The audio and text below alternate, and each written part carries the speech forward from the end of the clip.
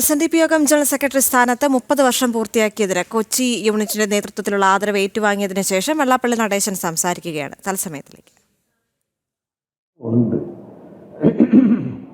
പക്ഷേ ഡൊമിനിക് എന്ന് പറഞ്ഞാൽ മന്ത്രിയായിരുന്ന കാലത്തും അല്ലാതിരുന്ന കാലത്തും ഞങ്ങളുടെ വീട്ടിലെ ഒരു കുടുംബം പോലെ ഒരു വീട്ടിലെ അംഗത്തിനെ കൂട്ട് കഴിഞ്ഞ ഒരു വ്യക്തിയാണ്. അതുകൊണ്ടാണ് ഡൊമിനിക്കിനെ വിളിക്കണം പള്ളുരുത്തി വെച്ച് നടക്കുമ്പോൾ എന്ത് ഞാൻ അഭ്യർത്ഥിച്ചിരുന്നു അതാണ് സൂചിപ്പിച്ചത്. ഡൊമിനിക്ക് വന്നു, വളരെ സന്തോഷമുണ്ട്. അതോടൊപ്പം തന്നെ ഞാൻ വേറെ ചിലരെയും കണ്ടുകൂടാ. ദേഹിക്കുന്നു അമ്പലപ്പുഴക്കാരൻ, അയാൾ മകൻ മുസ്ലിമാണ്, ഇവിടുത്തെ പിള്ളേരുടെ നിങ്ങളുടെ യൂത്ത് മൂവ്മെൻറ്റിൻ്റെ കൂട്ടുകാരാണ്. അവരിവിടെ എത്തിയിരിക്കുകയാണ്.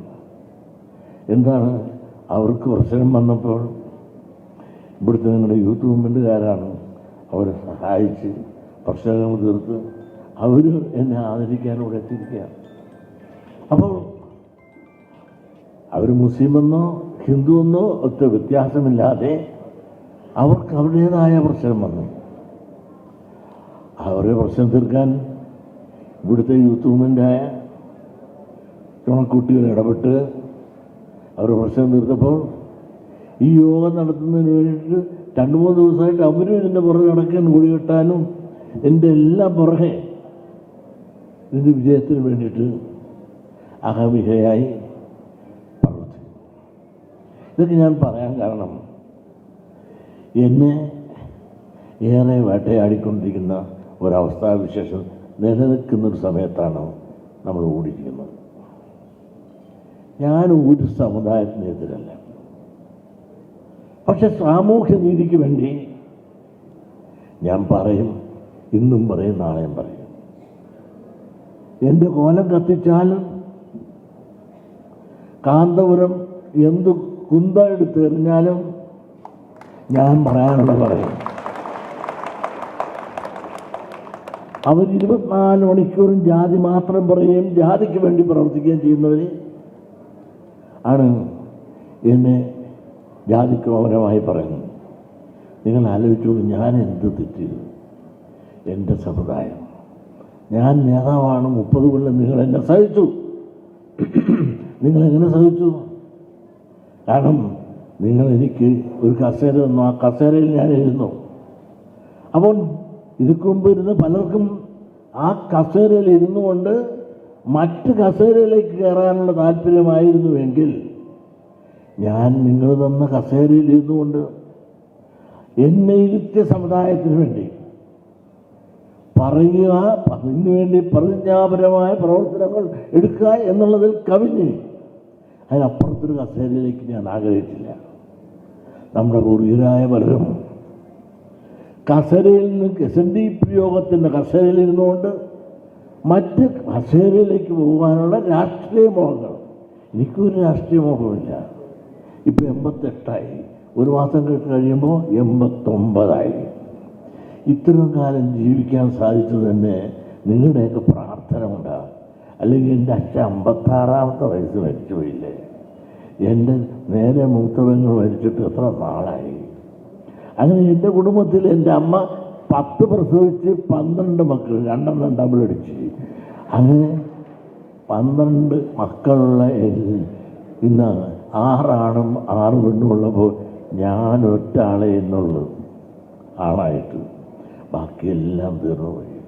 അപ്പം നിങ്ങളെല്ലാം പ്രാർത്ഥന, ഞാൻ ചെയ്ത നന്മയുടെ പേരിൽ പാവങ്ങൾ നടത്തിയ പ്രാർത്ഥനകൾ കൊണ്ടാണ് എനിക്ക് വരാനും പറയാനും സാധിക്കുന്നതെന്ന് വിശ്വസിക്കുന്ന ആളാണ് ഞാൻ പാവങ്ങൾക്ക് വേണ്ടി നിൽക്കുന്നവരാണ്, പണക്കാർക്ക് വേണ്ടി നിൽക്കുന്നവരല്ല.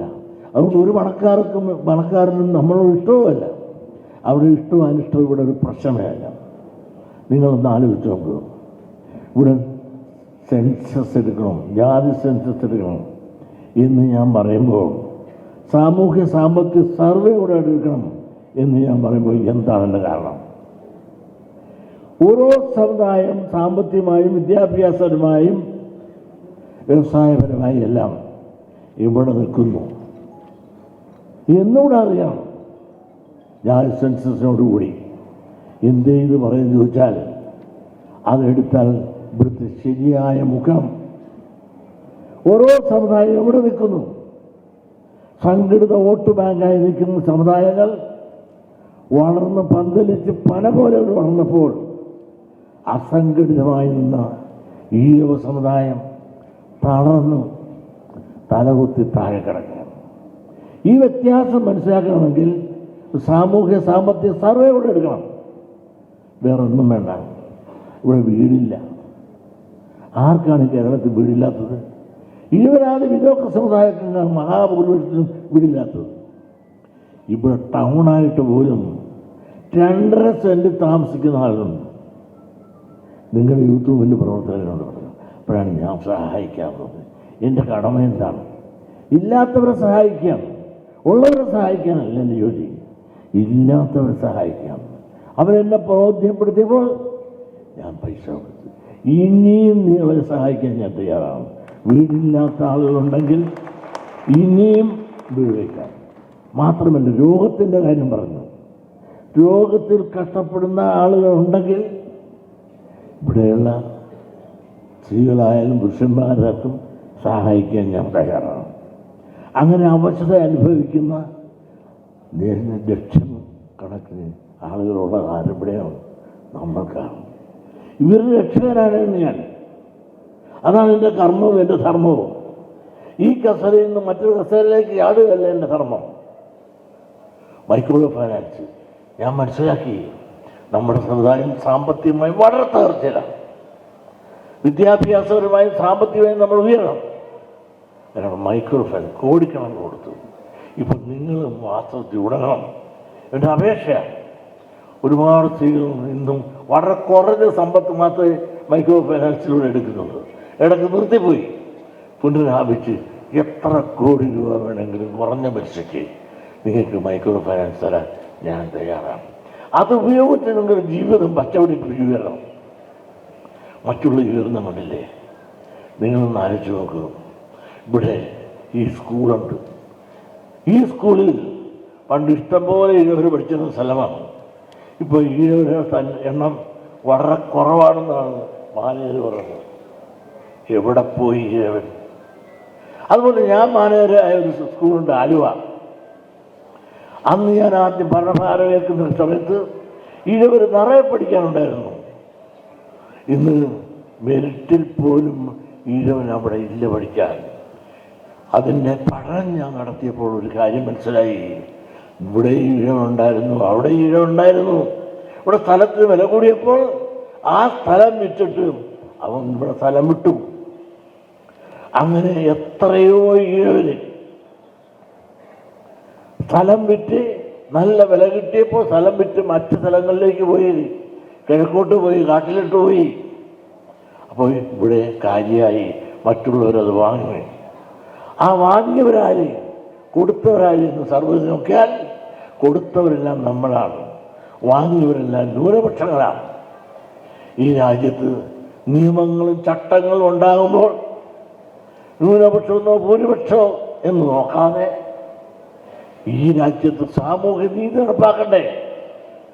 വിദ്യാഭ്യാസ നീതി, രാഷ്ട്രീയ നീതി, സാമ്പത്തിക നീതി, ഇതിനുള്ള നിയമങ്ങളും ചട്ടങ്ങളും ഉണ്ടാകുമ്പോൾ നമ്മളെ പരിഗണിക്കുന്നില്ല എന്ന് പറഞ്ഞാൽ അത് ശരിയാണ് തെറ്റാണെന്ന് പറയാനൊക്കെ. ഈ എറണാകുളം ജില്ലയിൽ എത്ര സ്കൂൾ നമുക്കുണ്ട്, എത്ര കോളേജുണ്ട്? SN ട്രസ്റ്റിന് ഒറ്റ കോളേജില്ല. നിങ്ങൾ കുട്ടികൾ കോളേജ് വിദ്യാഭ്യാസം പോകണം, എവിടെ പോകണം? ഇല്ലാത്തത് ചോദിച്ചാൽ ജാതി പറഞ്ഞു എന്നുള്ളതല്ല, നീതി പറഞ്ഞു. നമ്മളെല്ലാം പറഞ്ഞ ജാതിയായി, മറ്റുള്ളവരെല്ലാം പറഞ്ഞ നീതിയായി. ഇതാണ് ഇവിടെ നടക്കുന്നത്. സത്യം തുറന്നു പറഞ്ഞാൽ എൻ്റെ കോലം കത്തിക്കും. ഈ കോലം കത്തിക്കലല്ലേ, എൻ്റെ കോലമല്ല, എന്നെ കത്തിച്ചാലും എൻ്റെ അഭിപ്രായത്തിൽ നിന്ന് ഞാൻ മാറത്തില്ല. എൻ്റെ മരണം വരെ ഞാൻ അതിനകത്ത് പുറത്തെടുക്കും. ഒരു ചാനൽ ചർച്ച വന്നാലും ചർച്ചയെ കണ്ട് ഭയന്നുകൊണ്ട് ഒളിച്ചോടുന്നതല്ല. ഞാൻ തീ കൊരുത്തവരാണ്, വെയിലത്തൊരിക്കലും മാടത്തില്ല.